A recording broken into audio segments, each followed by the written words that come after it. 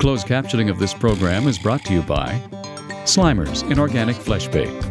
Fish hit hard and often with Slimers.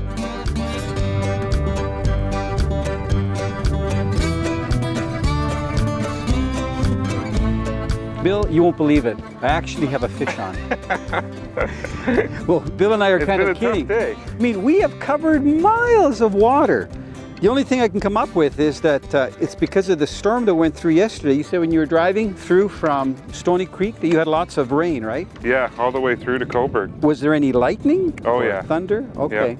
Because I know we got lots of rain this morning because we had, the boat was full of water.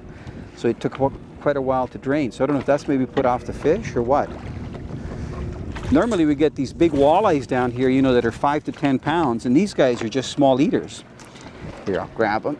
Yeah, see if I can pull them out. There you go. Oh, good thing we even got them in the net, right? Wow, yeah. Okay, here, let me get the hook out, and then I'll let you lower the net into the water. Here, I'll just show them the fish in one sec.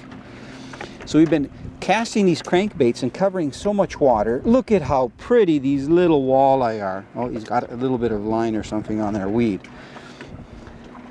Now these are probably 2.5 to 3 years old, Bill, just so you know.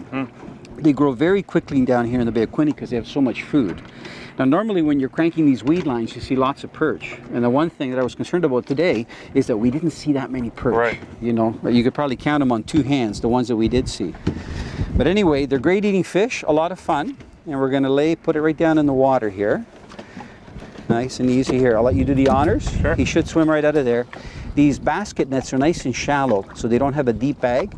And the fish usually just swim out. So let's see here, he's almost ready to go. Freedom! There you go. There, perfect. Now Bill, I know you've been fishing down here once before, right? Yeah, what time of the year was it? It was in the fall. Was it cold? Yeah, it was, yeah. Were you trolling or were you casting? We were jigging on the bottom. Oh, okay. Yeah. Maybe we should try that spot.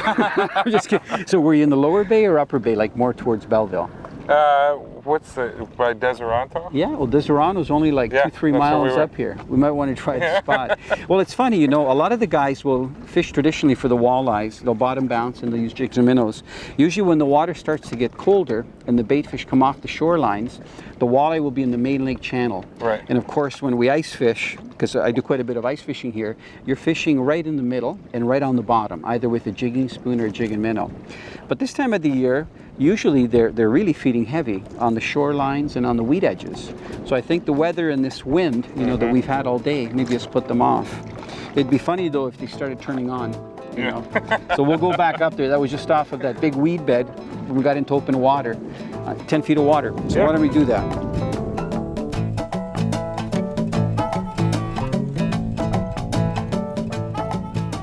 All right, Bill. Good hook set. See if you can bring them around to the front, Bill. I'm going to try to control the boat. I'm not used to this. Like pretty steady action here for the last 5 minutes. Yeah. This is awesome. It could be a day thing, you know, time of day, who knows, right? Fish are such amazing animals, if you know what I mean. Look at this, he's so pretty. Oh, he's also an eating size fish. You know what, he's got both hooks in him. I'm going to try to keep the boat here because my line is still out, just so we're in the general area of where we've been getting the fish. Look at though, both hooks. Perfect. But he didn't stay hooked long, did he? No. Look at, nice little walleye. How long do you think he is? 15 inches. It's a good guess. Just for that, we're going to see what the board says. The board says 18 inches. Oh! Can you believe that's where the other fish were bigger? That's an 18-inch walleye. It's because my hand's really big, eh? People don't know. It's almost a foot across the front there. Just kidding. Okay, I'm going to put this one back. Is that okay?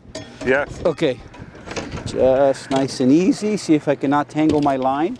Look at, what a nice sight. You know what? That water is, it's got a kind of a green taste to it. I think that was a mouthful of algae. Now, what we've done here, if you look at this sonar, it's kind of nice, you know, because these new sonars will actually not just show you what the depth is, but on one screen, you can also see the GPS, the coordinates, and exactly where we are. So on the bottom here, we've got the temperature, we've got the depth, we've got the speed, but if you look to the right, it's an actual GPS chart. And if I zoom out here, you'll see exactly where we're fishing. So this is Sherman's Point. You can see the name is right on there where the lighthouse is. And that blue spot, the 013, is the mark where we've been getting all 3 fish. If I zoom in, it just gives you a better relative distance from where the boat is to the spot.